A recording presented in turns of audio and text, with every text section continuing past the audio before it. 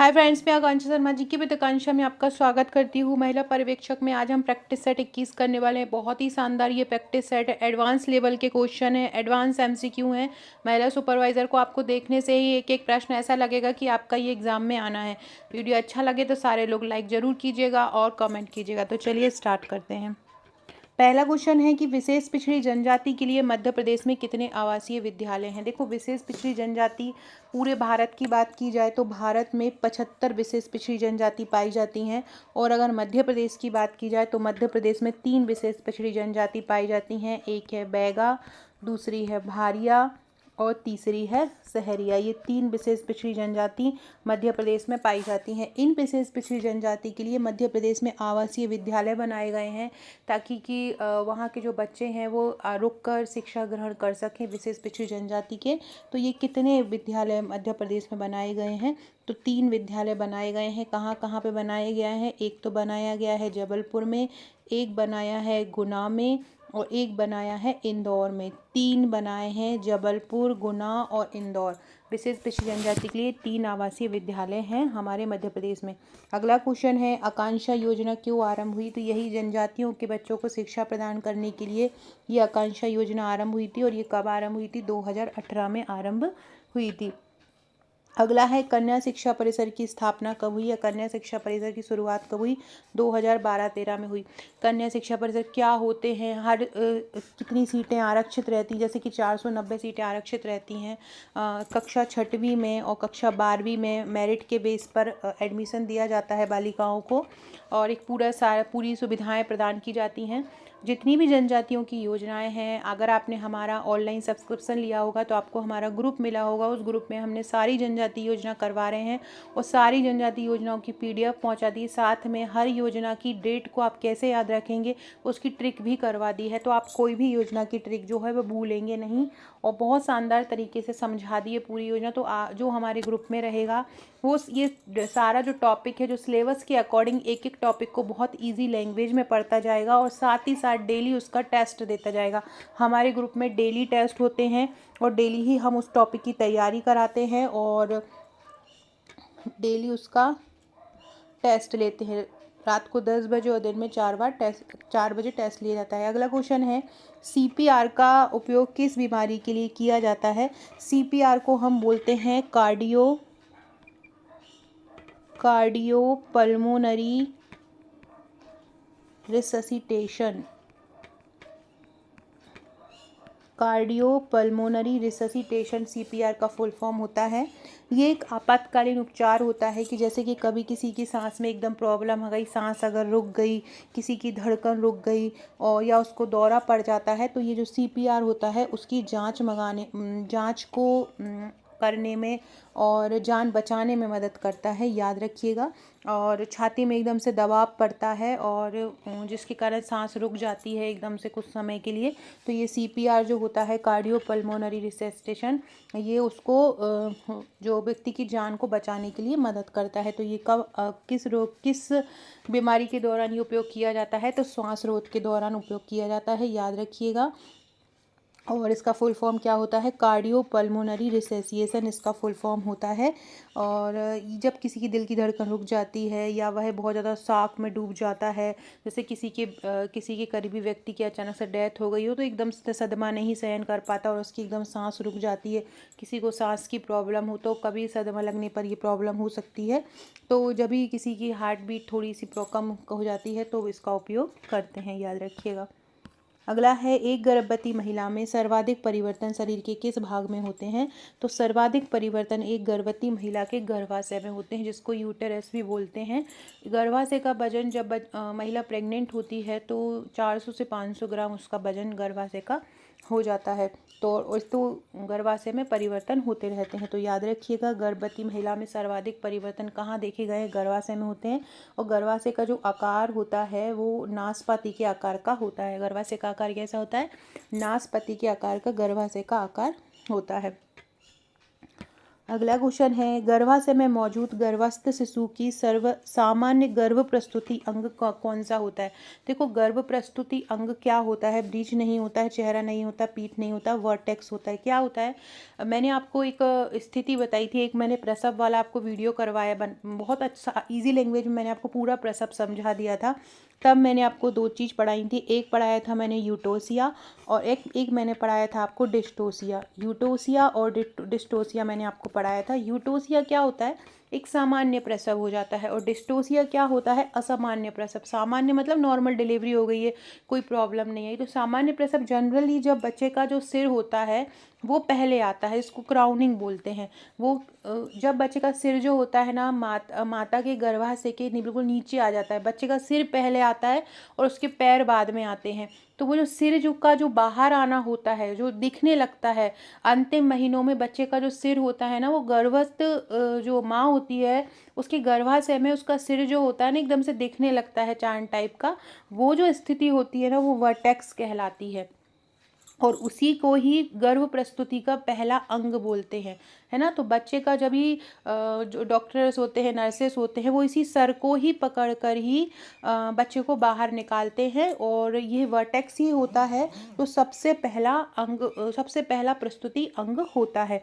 Dystocia में क्या होता है कि कहीं कहीं बच्चा क्या होता है, पेट में ही मुड़ जाता है और बच्चे का सर बाहर नहीं आता, सर की जगह गर्भाशय से वो पैर बाहर आने लगते हैं, है ना। तो वो जो स्थिति हो जाती है वो थोड़ी सी स्थिति सामान्य नहीं होती, उसको डिस्टोसिया भी बोलते हैं, और कभी कभी ऐसी स्थिति में ऑपरेट भी करना पड़ता है ना। और तो ये सीजरिंग जो प्रोसेस होती है, सी सेक्शन डिलीवरी जिसको बोलते हैं, तो ये सारी जो प्रोसेस होती है वो डिस्टोसिया में होती है। जबकि सामान्य सिर बाहर आ गया और सामान्य जो स्थिति होती है वो यूटेशिया होती है, सामान्य प्रसव बोलते हैं। तो गर्भाशय में मौजूद गर्भस्थ शिशु का सबसे सामान्य गर्भ प्रसूति अंग कौन सा रहेगा? वर्टेक्स रहेगा, याद रखना।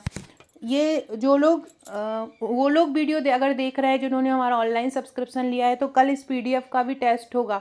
कल मैं के लिए 2 पीडीएफ दी है, कल इस पीडीएफ का भी टेस्ट होगा। पीडीएफ मैं आपको पहुंचा रही हूँ, और ये वीडियो भी आप देख लीजिए तो समझ में आ जाएगा। तो तुरंत इसका टेस्ट दे देना, तो ये क्वेश्चन आपके पक्के हो जाएंगे। अगला क्वेश्चन है,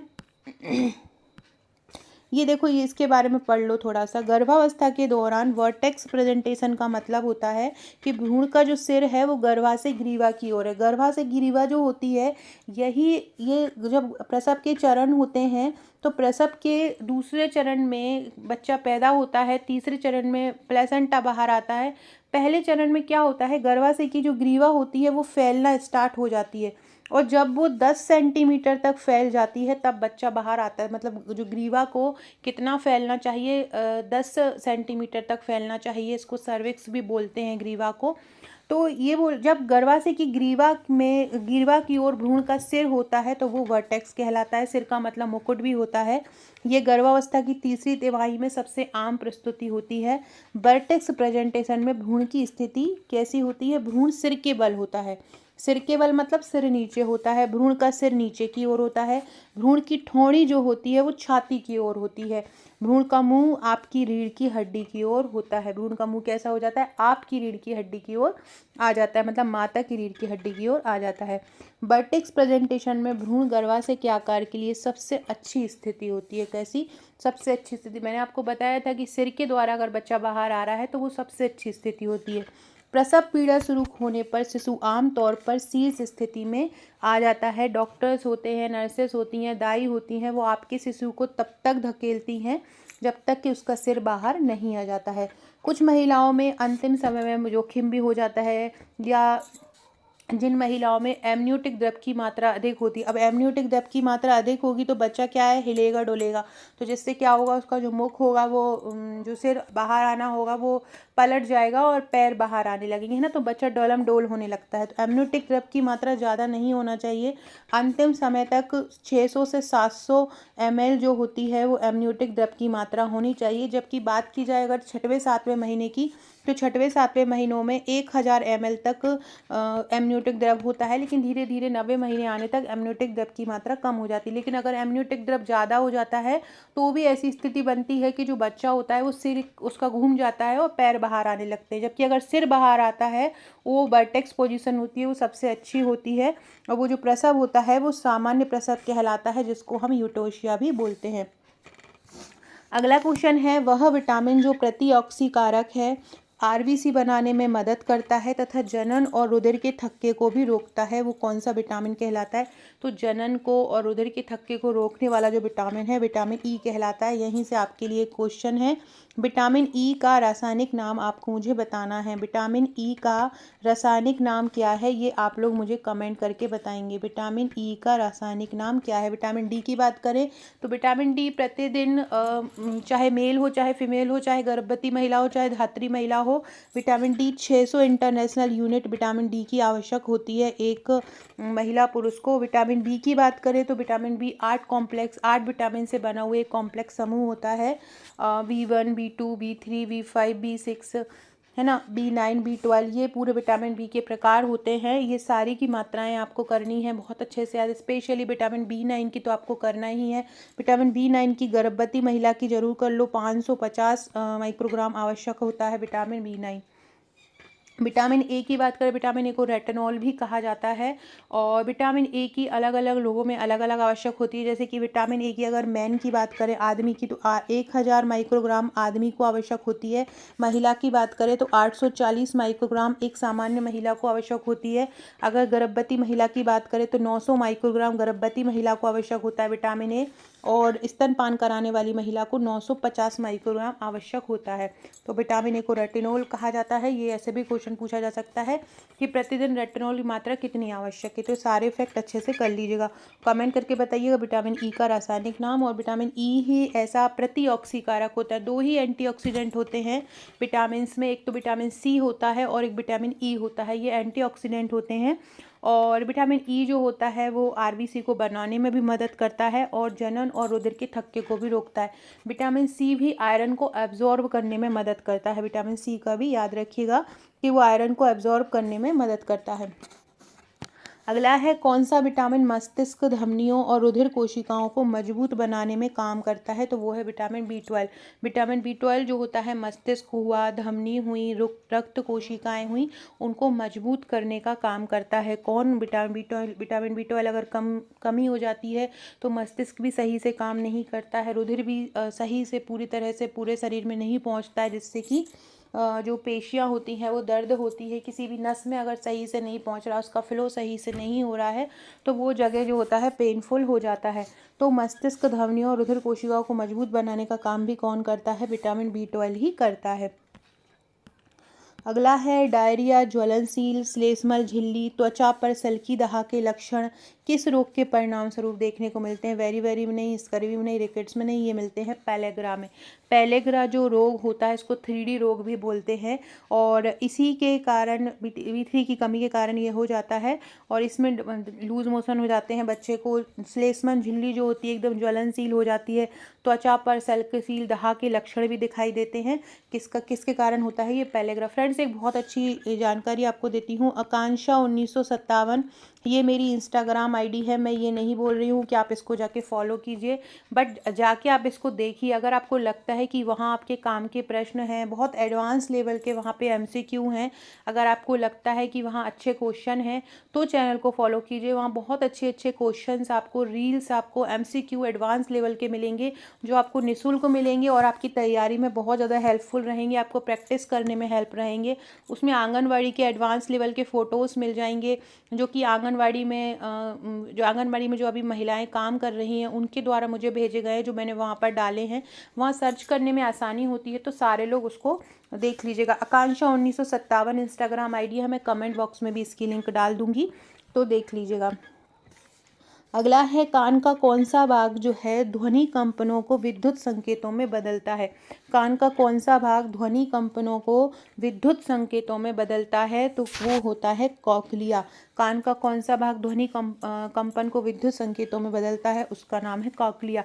कॉक्लिया ध्वनि संकेतों को विद्युत संकेतों में बदल देता है। अगला है, निम्नलिखित में से कौन सा जीव 4 कोष्ठीय हृदय युक्त रक्त गर्म रक्त वाले प्राणी होते हैं। तो जो जितने भी स्तनधारी होते हैं उनके 4 कोष्ठ होते हैं। कितने? 4 कोष्ठ होते हैं और गर्म उनका रक्त होता है। तो ये कौन से प्राणी कहलाते हैं? स्तनधारी प्राणी कहलाते हैं। अगला है, निद्रा रोग नामक बीमारी किसके कारण होती है। तो ये ट्रिप्नोसोमा नामक एक कोशिकीय जीव होता है, उसके कारण ये बीमारी होती है, जिसको हम स्लीपिंग सिकनेस भी बोलते हैं। और ये ट्रिप्नोसोमा नामक एक कोशिकीय जीव से होती है। किससे होती है? ट्रिप्नोसोमा नामक एक कोशिकीय जीव द्वारा ये होती है। अगला है, निम्नलिखित में से कौन सा गुणसूत्र वाला व्यक्ति क्लाइनफेल्टर सिंड्रोम होता है। क्लाइनफेल्टर सिंड्रोम में जो मेल में एक वाई गुणसूत्र की अपेक्षा एक एक्स गुणसूत्र अधिक हो जाता है, जिसके कारण उसमें जो होते हैं लड़कियों जैसे लक्षण आ जाते हैं। एक एक्स गुणसूत्र अधिक अतिरिक्त हो जाता है। 46 गुणसूत्र की जगह क्या होता है, इनमें 47 गुणसूत्र आ जाते हैं। ये लड़के बांझ हो जाते हैं और इनमें स्तन जो होते हैं वो बहुत ज़्यादा उभर के आ जाते हैं, दाढ़ी मूछें नहीं आती हैं और ये लड़कियों जैसा व्यवहार करने लगते हैं। कौन सा सिंड्रोम कहलाता है? ये क्लाइनफेल्टर सिंड्रोम कहलाता है। अगला है, हमारी जीभ का ऐसा कौन सा भाग है जो मीठा स्वाद बताता है, जो हमें अलग अलग स्वाद का अनुभव होता है अलग अलग जगह से। तो कौन सा भाग ऐसा होता है जो मीठा बताता है, खट्टा बताता है, कड़वा बताता है? तो देखो मैं सारे बता देती हूँ। जैसे कि हमारी जो जीभ होती है, जीभ का जो ये आगे वाला जो भाग होता है वो हमें मीठा स्वाद बताता है। आगे वाला जो भाग होता है वो कैसा स्वाद बताता है? आगे वाला भाग हमें मीठा स्वाद बताता है। आगे का जो भाग रहेगा वो कैसा रहेगा? मीठा स्वाद रहेगा। तो अग्रभाग कैसा हो जाता है? मीठा। इसका जो पिछला भाग होगा ये वाला, ये जो पिछला भाग होगा, ये पिछला भाग कड़वा रहेगा, जस्ट अपोजिट। मीठे से मीठा आगे का और कड़वा पीछे का। इसके जो पार्श्व के भाग रहेंगे ये वाले और ये वाले, ये जो रहेंगे नमकीन और खट्टे के लिए रहेंगे। ये नमकीन और किसके लिए रहेंगे? खट्टे के लिए रहेंगे। एक नमकीन के लिए रहेगा और एक खट्टे के लिए रहेगा, याद रखना है ना। और ये जो जैसे कि ये मीठा वाला भाग है, जैसे सपोज करो ये जैसे कि ये वाला भाग मीठा वाला भाग है ना, ये वाला, ये मीठा वाला भाग है। तो ये वाला जो रहेगा ना, ये यहाँ वाला थोड़ा थोड़ा सा साल्टी रहेगा, क्योंकि ये साइड के हैं, पार्श्व भाग हैं। पार्श्व के जो भाग होते हैं ना वो साल्टी होते हैं, लवड़ी है मतलब, है ना, नमकीन टाइप के होते हैं। और जो पीछे वाला भाग होता है ये क्या होता है? एकदम कड़वा होता है। और जो पार्श्व यही साइड वाले ही भाग ही क्या होते हैं? एकदम नहीं होता खट्टा मीठा स्वाद, तो वो खट्टा हो जाता है। वो खट्टा कैसे रहता है कि बीच में हमें मीठा लगा और साइड में कैसा लगा? खट्टा लगा, तो वो खट्टा मीठा स्वाद आता है ना। तो अग्रभाग जीभ का कैसा होता है? मीठा होता है। और पश्चिम भाग कैसा होता है? कड़वा होता है। और पार्श्व भाग कैसा होता है? खट्टा होता है। ये बहुत इंपॉर्टेंट क्वेश्चन। सारे लोग जिनको मेरे वीडियोस पसंद आते हैं, सारे लोग ज़रूर लाइक ज़रूर किया कीजिए। ऐसे ही एडवांस लेवल के प्रश्न चाहते हैं आप, और सारे लोग कमेंट किया कीजिए। अगर नए हैं वीडियो पर तो ज़रूर कमेंट कीजिएगा, मुझे पता चलता है कौन कौन वीडियो देख रहे हैं। वीडियो देख के कमेंट करते हैं तो मुझे नाम याद रहता है, और जो लोग रेगुलर कमेंट करते हैं उनके भी मैं कमेंट पढ़ती हूँ और रिप्लाई भी करती हूँ। जैसे ही मुझे समय मिलता है मैं सारे कमेंट का रिप्लाई करती हूँ। अगला क्वेश्चन देखते हैं। यदि पिता जो है ए रुधिर वर्ग का है, मतलब यदि पिता का ब्लड ग्रुप ए है और माता का ब्लड ग्रुप बी है, तो संतान कैसा होगा? तो संतान ए का भी हो सकता है, ए ब्लड ग्रुप का भी हो सकता है, बी का भी हो सकता है, ए बी का भी होता है और ओ का भी हो सकता है। तो ये सारे ही इसके आंसर हो जाएंगे। अगला है, रक्त में क्या होता है? रक्त में कितना प्लाज्मा होता है, कितनी कणिकाएं होती हैं? तो रक्त में 60% प्लाज्मा होता है और 40% कणिकाएं होती हैं। याद रखिएगा कितना प्लाज्मा? 60% प्लाज्मा होता है और 40% कणिकाएं होती हैं। 6260190944 ये मेरा व्हाट्सअप नंबर है। अगर आपने आपका नंबर मेरे पास सेव नहीं कराया है तो सेव करा दीजिए। 10 तारीख के बाद से स्टेटस के थ्रू भी आपको बहुत सारे क्वेश्चन याद होते रहेंगे। हाय सेव इट करके अपना नाम लिख दीजिएगा, मैं आपका नंबर सेव कर लूँगी व्हाट्सएप पर और आपको वहाँ पर जानकारी मिलती रहेगी। अगला क्वेश्चन है, निम्नलिखित में से किस अंग में रक्त शुद्ध होता है? कौन सा जो अंग है रक्त को शुद्ध करता है?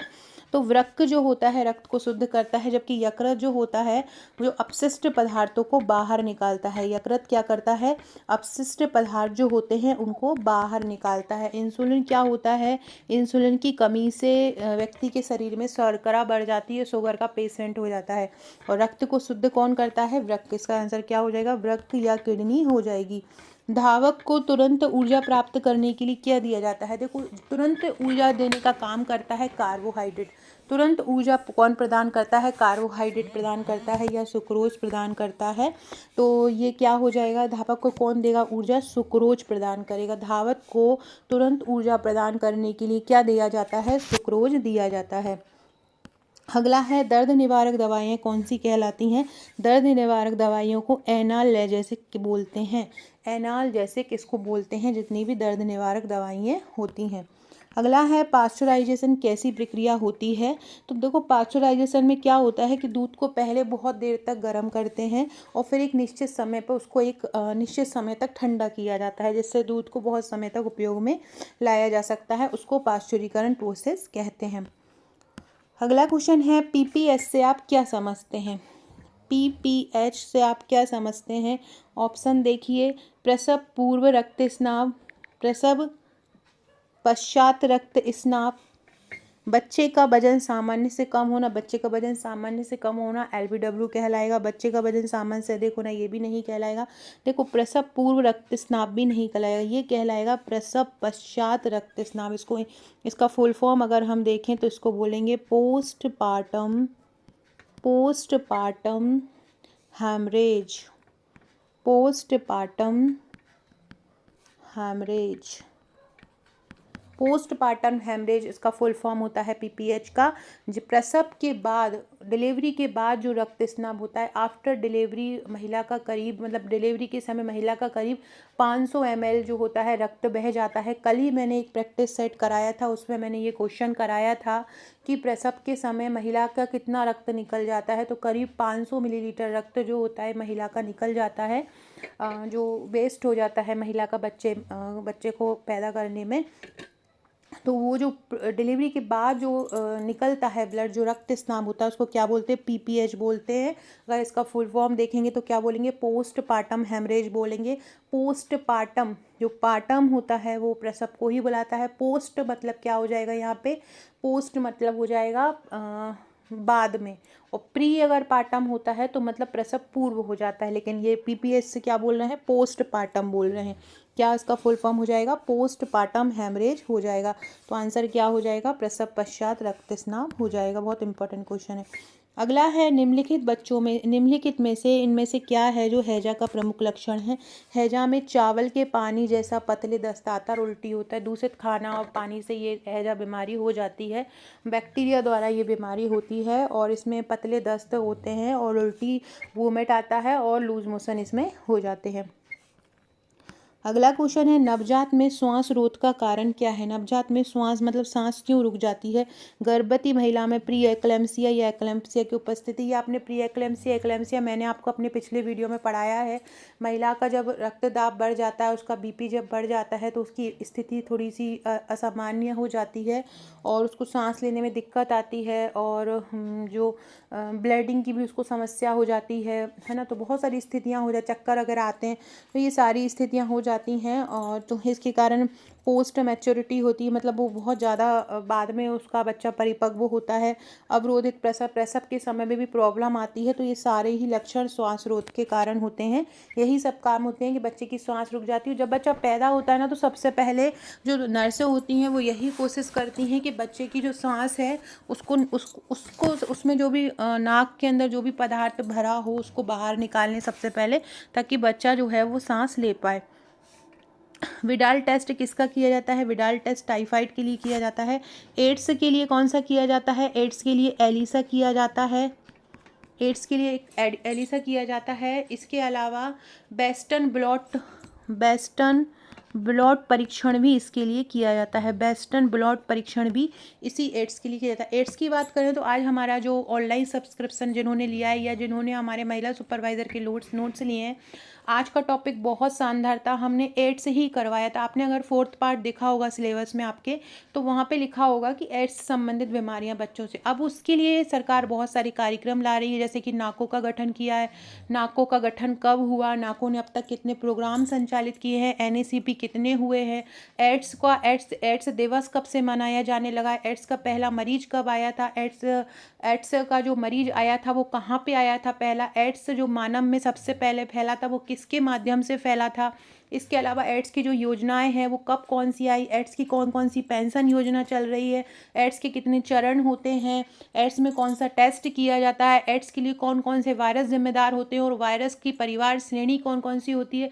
तो ये सारा कुछ लगभग 60 क्वेश्चन मैंने आज टेस्ट लिया है और साथ में मैंने एक थ्योरी का पूरा पीडीएफ बनाकर कल हमारे स्टूडेंट को भेजा था और आज जिन्होंने टेस्ट दे दिया है और उनका ये वाला टॉपिक एकदम कंप्लीट हो गया। ऐसे ही हम छोटे छोटे सारे टॉपिक कंप्लीट कराते जा रहे हैं।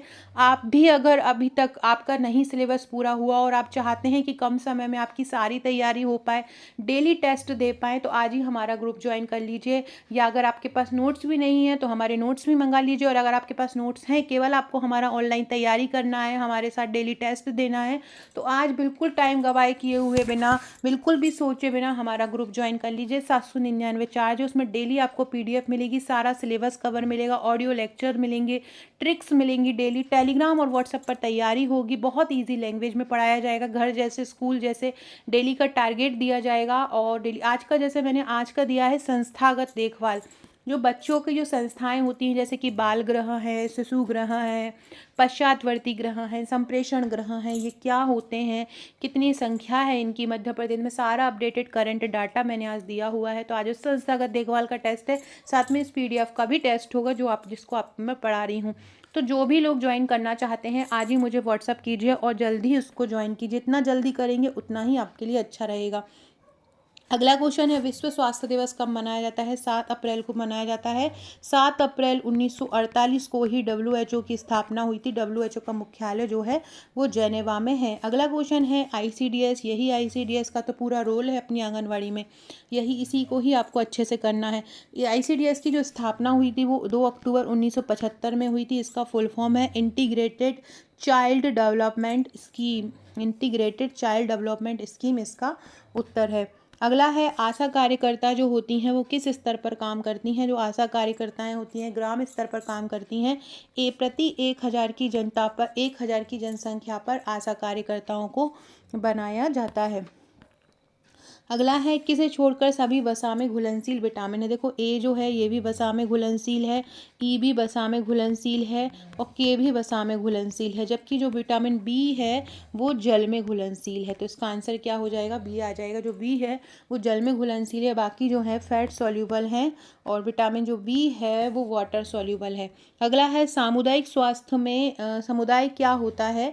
ऐसे लोग जिनके जीवन की कुछ विशेषताएं समान होती हैं वो सामुदायिक स्वास्थ्य में आते हैं। समान धर्म के नहीं आते, समान देखभाल के नहीं आते, छोटे क्षेत्र के नहीं आते, ऐसे लोग आते हैं जिनके जीवन की कुछ विशेषताएं समान होती हैं। अगला है, भारत में अंधता का मुख्य कारण क्या है? अब आप बिना सोचे समझे आओगे और लगा दोगे विटामिन ए की कमी, ऐसा नहीं है। जो सबसे आम कारण है वो है मोतियाबिंद। सबसे आम कारण क्या है भारत में अंधता का? वो है मोतियाबिंद। अगला है, स्वास्थ्य सेवाओं का महत्वपूर्ण उद्देश्य क्या है? बीमारियों का उपचार, बिल्कुल सही है। बीमारियों की रोकथाम भी सही है, स्वास्थ्य संवर्धन भी सही है। उपरोक्त सभी इसका आंसर हो जाएगा। अगला है, किस वर्ष में राष्ट्रीय शहरी स्वास्थ्य मिशन आरंभ हुआ था? तो मई 2013 में राष्ट्रीय शहरी स्वास्थ्य मिशन आरंभ हुआ था। राष्ट्रीय शहरी स्वास्थ्य मिशन को क्या बोला जाता है? NUHM बोला जाता है। NUHM भी 2013 में बना था और नेशनल हेल्थ मिशन ये भी 2013 में बना था, जबकि NRHM जिसको हम नेशनल रूरल हेल्थ मिशन बोलते हैं ये 2005 में बना था। नेशनल रूरल हेल्थ मिशन कब बना था? 2005 में बना था। बाकी ये नेशनल हेल्थ मिशन और नेशनल अर्बन हेल्थ मिशन ये 2013 में बने थे। अगला है, कोई व्यक्ति जो है वो क्वाशियरकर रोग से ग्रसित है तो नर्स उसे कौन सा भोजन खाने की सलाह देगी? तो नर्स उसे प्रोटीन खाने की सलाह देगी। क्वाशियरकर में क्या होता है? एडिमा भी हो जाता है, शरीर में पानी भर जाता है, जिसके कारण जो बच्चे का फेस है एकदम फूला हुआ दिखता है, फूला हुआ बच्चे का फेस दिखता है, जिससे उसका फेस को बोलते हैं मून फेस। क्या बोलते हैं? क्वाशियरकर से ग्रसित बच्चे का फेस को मून फेस। ये क्वाशियरकर, मरासमस, ये मैंने आपको वीडियो में पढ़ाया है, बहुत ही अच्छे से पढ़ाया है पूरा कुपोषण।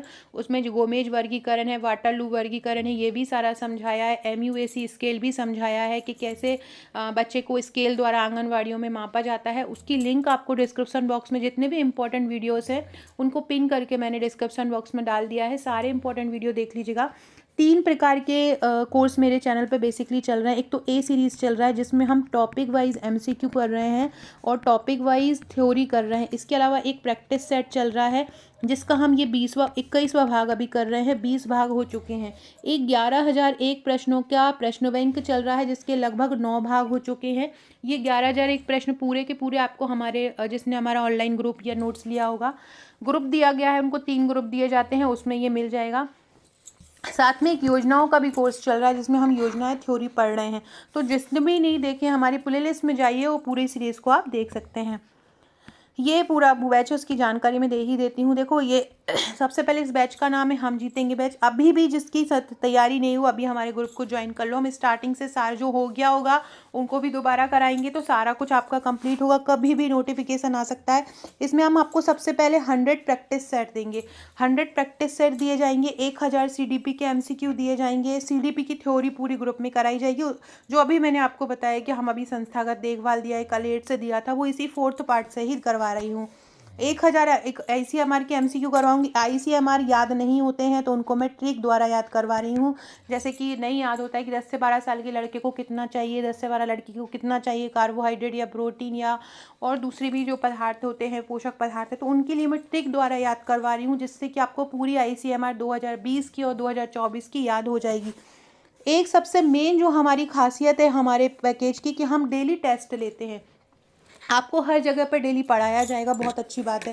वीडियोस लेक्चर होते हैं सब जगह, बहुत अच्छी बात है, समझ में आ जाता है। लेकिन हमारे साथ क्या है, हम पूरा टॉपिक की PDF बना के देते हैं, आपसे बोलते हैं उसको पढ़ो, फिर हम उसको समझाते हैं। कठिन टॉपिक होता है तो हम उसको ट्रिक द्वारा समझाते हैं और फिर डेली रात को 10 बजे और दिन में 4 बजे जो रात को 10 बजे नहीं दे पाते हैं वो दिन में 4 बजे उसका टेस्ट दे सकते हैं। 2 बार टेस्ट होता है।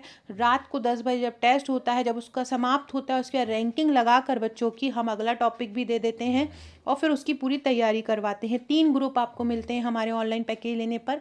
एक PDF ग्रुप मिलता है, एक तैयारी ग्रुप मिलता है और एक टेस्ट ग्रुप मिलता है। अगर आप हार्ड कॉपी भी लेना चाहते हैं तो उसकी 1699 चार्ज है जिसमें आपको 7 बुकलेट मिलेंगी। इसके अलावा ट्रिक द्वारा याद कराएंगे, ऑडियो लेक्चर रहेंगे, डेली सरल तरीके से बनी टॉपिक वाइज PDF रहेगी, प्रबंधन टॉपिक वाइज कवर आपको मिल जाएगा। पूरी PDF आपको टेलीग्राम पर ही मिल जाएंगी, सारे साथ ही साथ में ट्रिक्स भी सारी मिल जाएंगी और साथ साथ में हमारे जो डेली हम जो टॉपिक कराते हैं वो आपको डेली मिलता ही जाएगा। सुपरवाइजर के 11,001 प्रश्नों का प्रश्न बैंक मिलेगा।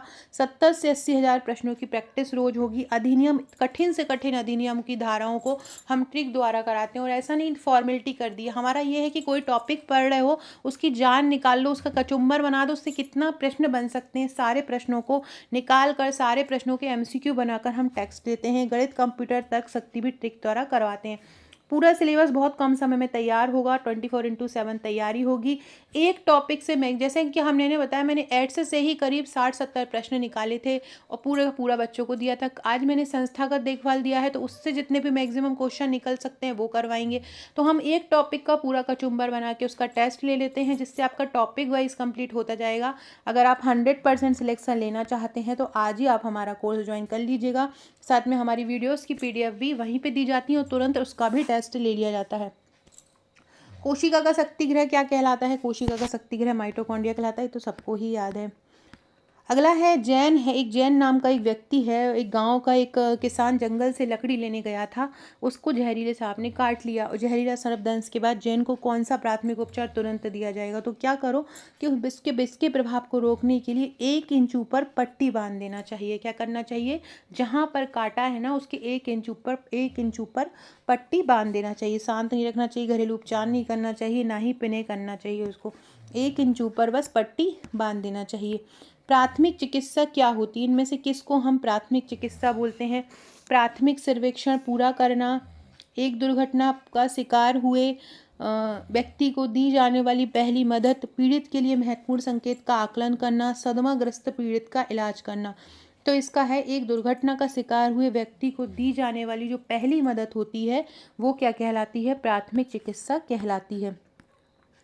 अगला है गर्भावस्था की जो प्रथम तिमाही चलती है, मतलब जो 0 से 3 महीने होते हैं, तब एक महिला को बहुत ज़्यादा वोमिट होता है, चक्कर आते हैं, इसको मॉर्निंग सिकनेस बोलते हैं, जी मचलाता है। तो ये लक्षण किस स्तर में वृद्धि, किसका वृद्धि होती है, तब ये देखते हैं। तो ये एससीजी हार्मोन जो होता है उसकी जब वृद्धि हो जाती है महिला के शरीर में, तो उसका क्या होता है, उसको मॉर्निंग सिकनेस होती है। तो याद रखना किसकी वृद्धि से, इसको ह्यूमन कॉरियोनिक गोनोडोट्रोपिन हार्मोन भी बोलते हैं। ह्यूमन कॉरियोनिक गोनोडोट्रोपिक हार्मोन इसको बोलते हैं। और ये हार्मोन जब ज़्यादा निकल जाता है, तो ज़्यादा निकलता है तो महिला को ये स्थिति बनती है। और ये एससीजी जो हार्मोन है ये प्लेसेंटा द्वारा बनता है। किसके द्वारा बनता है, गर्भावस्था के दौरान प्लेसेंटा द्वारा बनाया जाता है। एससीजी हार्मोन किसके द्वारा, प्लेसेंटा द्वारा बनाया जाता है। अगला है आशा का फुल फॉर्म क्या होता है। आशा भी हमने पढ़ा कि ग्रामीण स्तर पर काम करती हैं और ये 1000 जनसंख्या पर ही रखी जाती है। इसका फुल फॉर्म होता है accredit social health worker. Accredit social health worker इसका फुल फॉर्म होता है। मनुष्य की सामान्य गर्भावधि कितनी होती है, तो आपको पता ही है 9 महीने होती है महीने में, 40 सप्ताह वीक में होती है और 280 दिन दिनों में होती है। तो उपरोक्त सभी इसका आंसर हो जाएगा। बहुत इंपॉर्टेंट क्वेश्चन है। अगला है निषेचन कहाँ होता है, गर्भाशय में होता है, अंडवाहिनी में होता है, श्रोणि में होता है या योनि में होता है।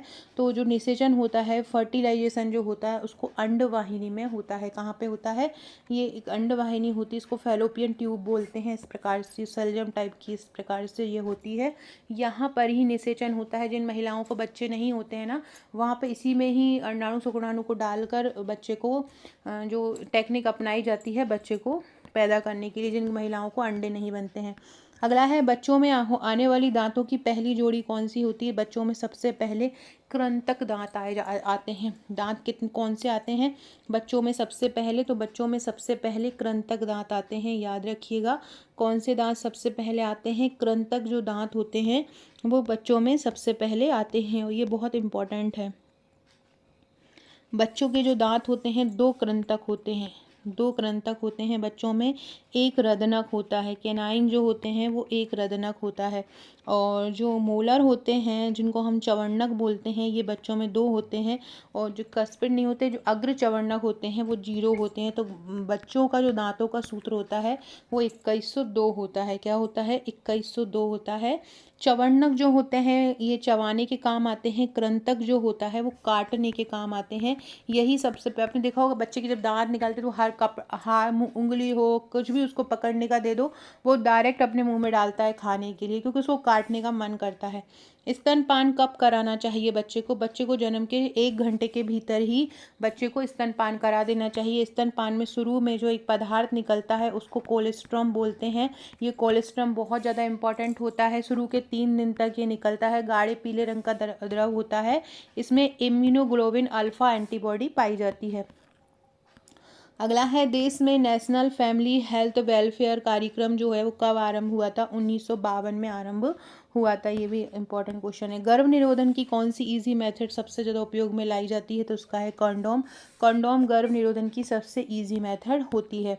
अगला है मलेरिया की रोकथाम हेतु वेक्टर प्रबंधन का क्या उपाय होता है, वो सबसे कारगर है।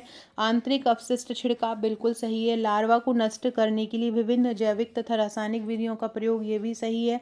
कीटाणुनाशक उपचारित मच्छरदानियों का उपयोग, ये भी सही है। तो ये उपरोक्त सभी इसके आंसर सही हो जाएंगे। अगला क्वेश्चन है पल्स पोलियो टीका कार्यक्रम के अंतर्गत 0 से 5 साल के जो बच्चे होते हैं उनमें बच्चों को घर घर जाकर डोर टू प्रोग्राम किया जाता है। तो यदि किसी बच्चे को किसी का बच्चा अगर छूट गया है ये दवाई पीने से पोलियो की, तो उसके घर के बाहर क्या लिख दिया जाता है, तो उसके घर के बाहर एक्स लिख दिया जाता है। क्या लिख देते हैं उसके घर के बाहर एक्स लिख दिया जाता है। फ्रेंड्स ये मेरा व्हाट्सअप नंबर है, नंबर सेव करा देना। ये इंस्टाग्राम आईडी है, फॉलो कर लेना। साथ में टेलीग्राम ग्रुप का लिंक भी आपको मिल जाएगा, वहाँ भी आपको सिलेबस वगैरह की पीडीएफ मिल जाएगी। साथ में हमारे क्वेश्चन मैं कराती हूँ वो भी मिल जाएंगे और वीडियो की लिंक भी आपको वहीं मिलती जाएगी। एमडीटी जिसको हम मल्टी ड्रग थेरेपी बोलते हैं, ये किसके उपचार में लाई जाती है, तो कुष्ठ रोग के उपचार में आई जाती है। कुष्ठ रोग कब आया था, तो राष्ट्रीय कुष्ठ रोग नियंत्रण कार्यक्रम आया था 1955-56 में। 1992-93 में फिर इसका अपडेटेड रूप आया था। इसी के लिए मल्टी ड्रग थेरेपी जो होती है दी जाती है। अगला है RNTCP का। RNTCP जो होती है वो किस रोग से संबंधित होती है, इनमें से किसका संबंध RNTCP से होता है, ये आपको मुझे बताना है। क्षय रोग के नियंत्रण में, कुष्ठ रोग में, एस्ट में, पोलियो में। इसका फुल फॉर्म बता देती हूँ। Revised national tuberculosis control programme, ये RNTCP का फुल फॉर्म होता है। 1992 में इसको आरंभ किया था, डॉट्स रणनीति के रूप में इसको आरंभ किया था।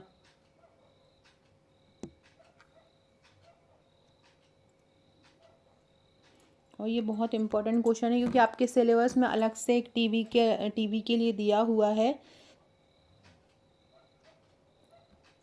तो इसको याद रखिएगा।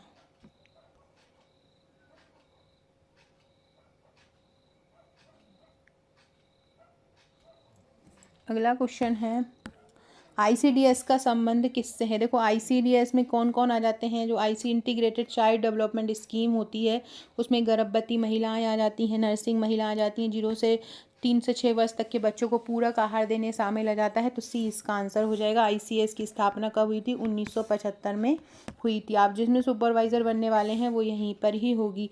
एक जो सब सेंटर स्थित होता है किसी भी बड़े संगठन का, स्वास्थ्य समुदाय मान लो या किसी का भी, तो सब सेंटर जो होता है वो 3000 से 5000 की जनसंख्या पर होता है, क्योंकि इतनी बड़ी जनसंख्या पे तो नहीं होता है। प्राथमिक स्वास्थ्य केंद्र होते हैं, उनके अंतर्गत जो समूह होते हैं वो 3000 से 5000 की जनसंख्या पे होते हैं। पिछला जो प्रैक्टिस सेट कराया था वो भी बहुत इंपॉर्टेंट है, नहीं देखा हो तो जरूर देख लीजिएगा। किस कमेटी को भोर कमेटी के नाम से जाना जाता है? तो स्वास्थ्य सर्वे तथा विकास कमेटी है, उसको भोर कमेटी के नाम से जाना जाता है। किसको? स्वास्थ्य सर्वे तथा विकास कमेटी को जाना जाता है। अगला है हेल्थ जो टीम होती है उसका हेड कौन होता है? हेड होता है किसी भी हेल्थ टीम का डॉक्टर। कौन सी बीमारी आयोडीन की कमी से हो जाती है? तो गेंगा हो जाती है। क्षय रोग तो बैक्टीरिया के कारण होता है, पोलियो वायरस के कारण होता है, मलेरिया प्रोटोजोआ के कारण होता है। आयोडीन की बात करें तो 150 माइक्रोग्राम आयोडीन प्रतिदिन एक सामान्य व्यक्ति को आवश्यक होता है। और अगर गर्भवती महिला की बात करें तो 250 माइक्रोग्राम एक गर्भवती महिला को आवश्यक होता है। और अगर हम स्तनपान कराने वाली महिला की बात करें तो उनको 280 माइक्रोग्राम आवश्यक होता है। एक धात्री महिला को 280 मिलीग्राम, गर्भवती महिला को 250 माइक्रोग्राम, और जो सामान्य पुरुष महिला रहती हैं उनको 150 माइक्रोग्राम आवश्यक होता है। प्रोटीन ऊर्जा कुपोषण का उदाहरण क्या है? मरासमस। प्रोटीन ऊर्जा जो कुपोषण होता है वो किससे होता है? जब प्रोटीन और ऊर्जा की कमी हो जाती है, जिसको PEM भी बोलते हैं, प्रोटीन एनर्जी माल न्यूट्रिशन बोला जाता है। और इसमें क्या होता है, बच्चे का फेस जो होता है एकदम मंकी जैसा हो जाता है, क्योंकि हड्डी हड्डी दिखने लगती है, पूरा शरीर जो होता है सूख जाता है, हड्डियाँ बाहर आने लगती हैं। अगला क्वेश्चन है हमारे हृदय में कुल चैम्बर्स की संख्या कितनी है? हमारे हृदय में 4 चैम्बर्स होते हैं।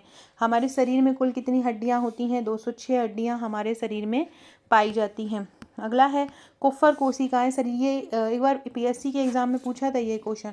कुफ्फर कोशिकाएं शरीर के किस अंग में पाई जाती हैं? जो कुफ्फर कोशिकाएं होती हैं वो लीवर में पाई जाती हैं। कहाँ पे? लीवर में।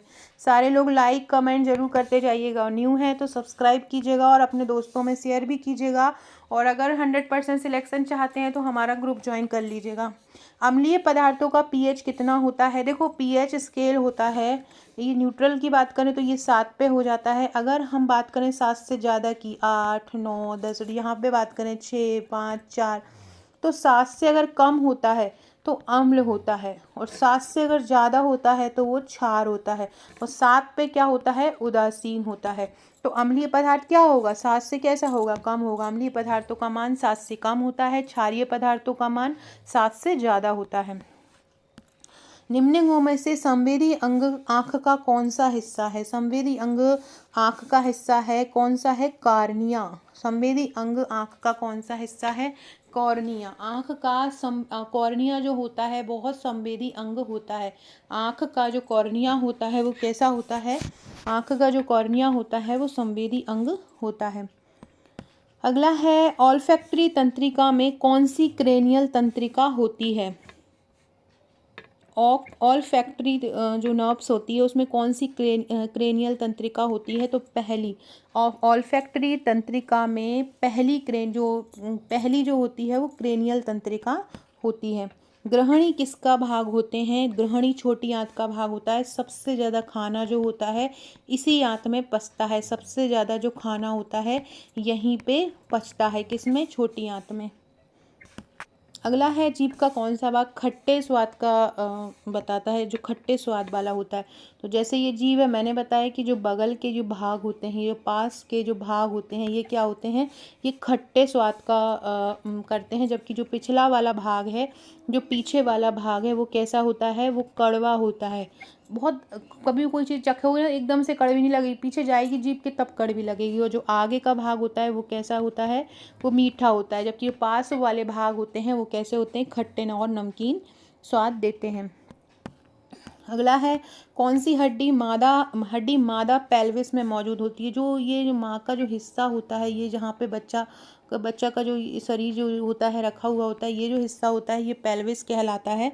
तो कौन सी हड्डी मादा पेल्विस में होती है? इलियम भी होती है, प्यूबिस भी होती है, एस्चियम भी होती है। फ्रेंड्स, ये मैं 21वां प्रैक्टिस सेट करा रही हूँ। इसके पहले 20 करवा चुकी हूँ। इसमें बहुत ही शानदार प्रश्न है।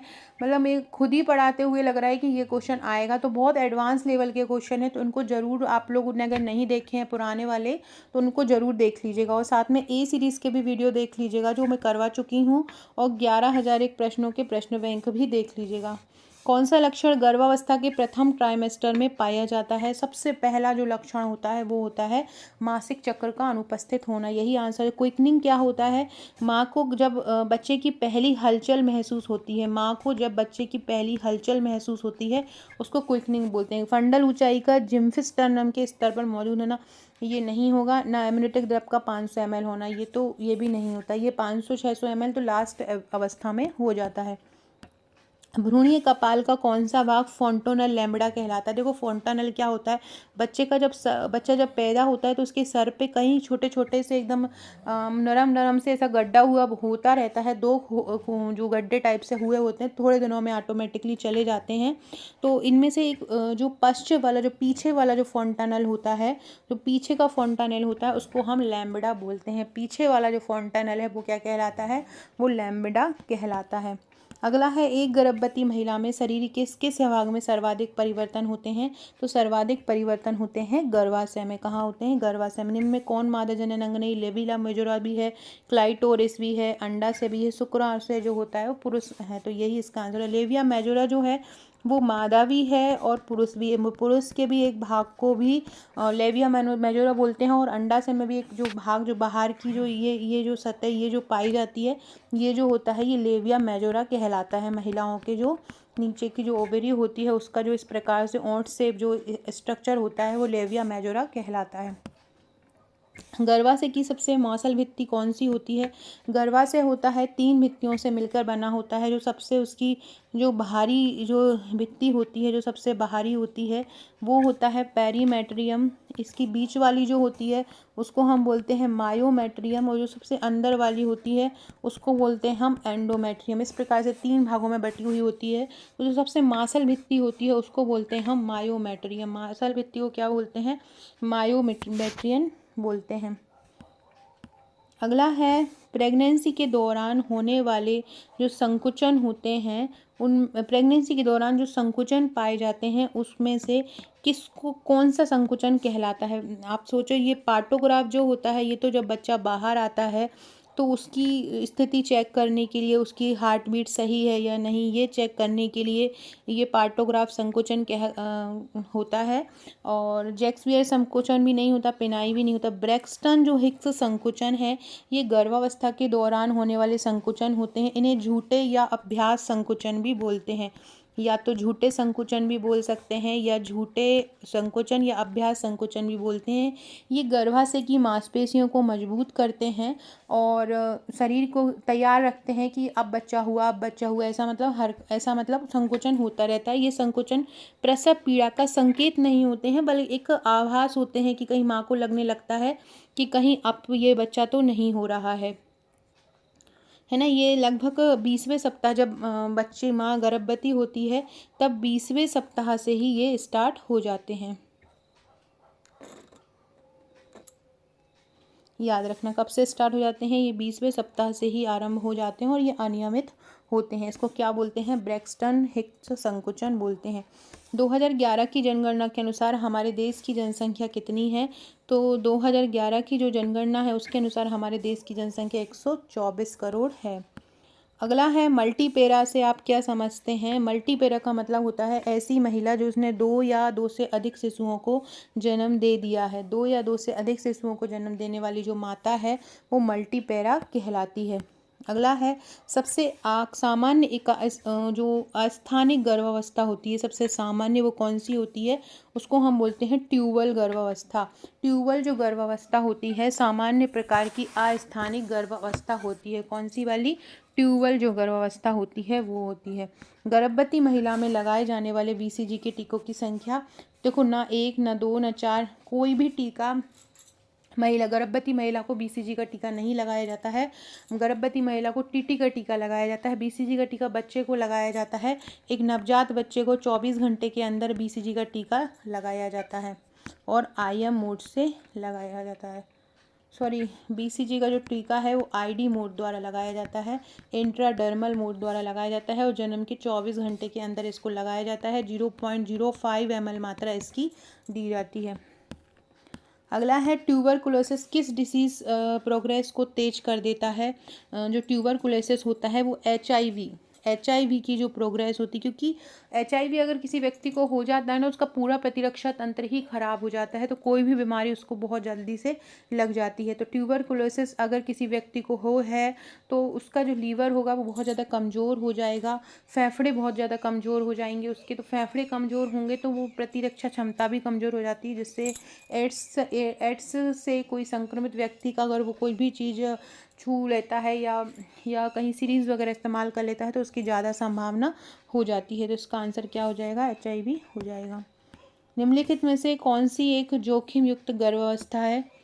गर्भवती महिला की उम्र 35 वर्ष से अधिक होना, ये भी सही है। महाबहू प्रसव, एक साथ बहुत सारे बच्चे जन्म हो रहे हैं, गंभीर एनीमिया, तो ये सभी कारण होते हैं जो जोखिम गर्भावस्था को पैदा करते हैं।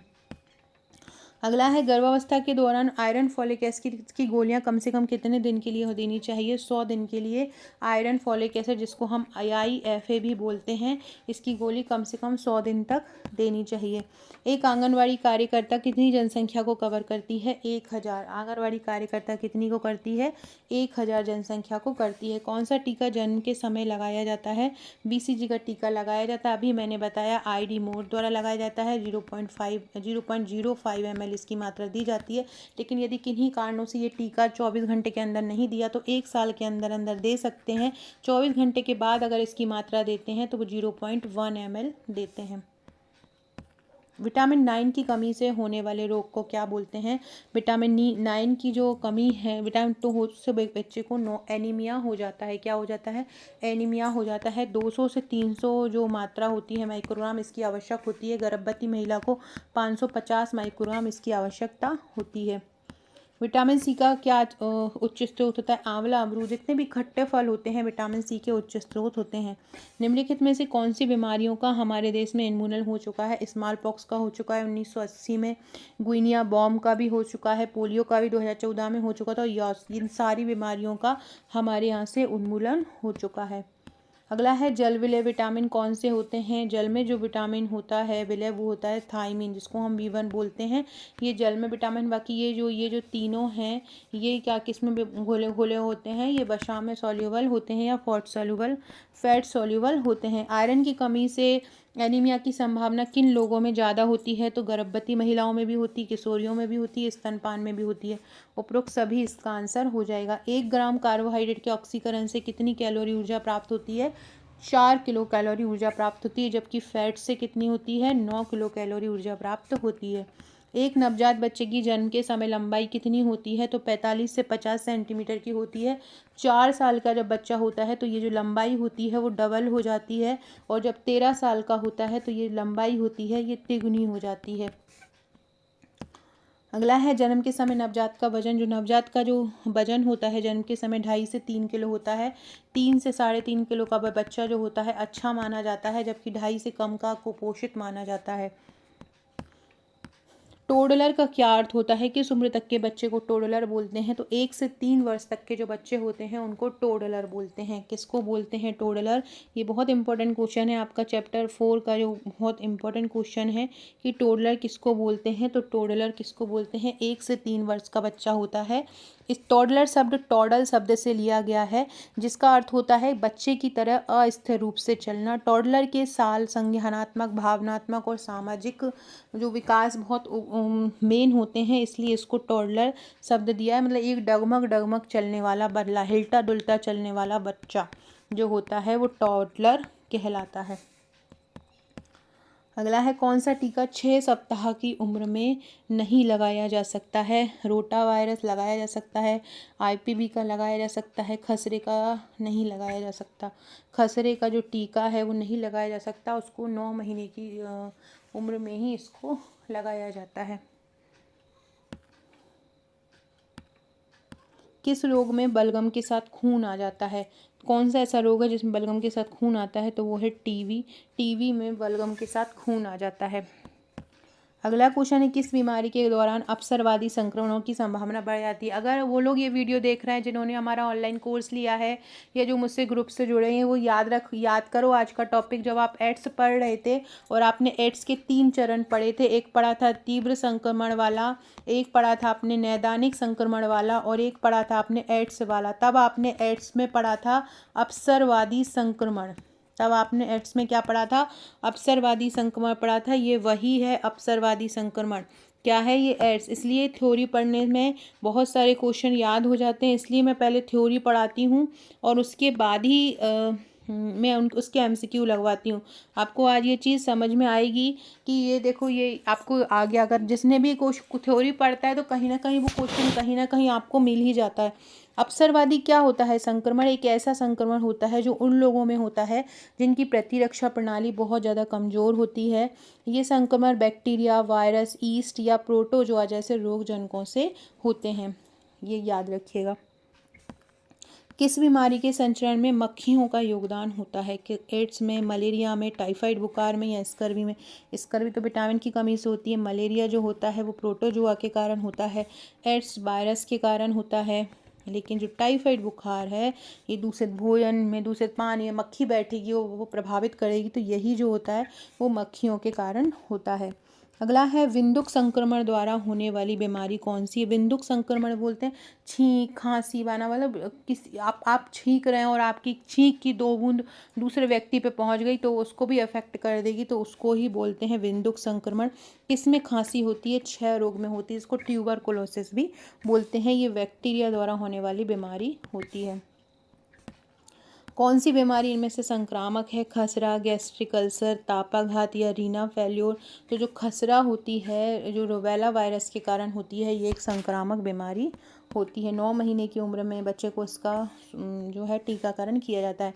किस बीमारी में पैरोटिड ग्रंथि जो है सूज जाती है? गलसुआ जो हो जाता है गले में यहाँ पर एक पैरोटिड ग्रंथि पाई जाती है, क्या हो जाती है? सूज जाती है। पैरामैक्सो वायरस इस पर अटैक करता है। पैरामैक्सो वायरस के कारण ये गलसुआ हो जाता है, जिसको मम्स भी बोलते हैं, और एमएमआर वैक्सीन भी इसके लिए दी जाती है ना। तो उसमें केस में सूजन आ जाती है, पैरोटिड ग्रंथि में सूज आ जाती है।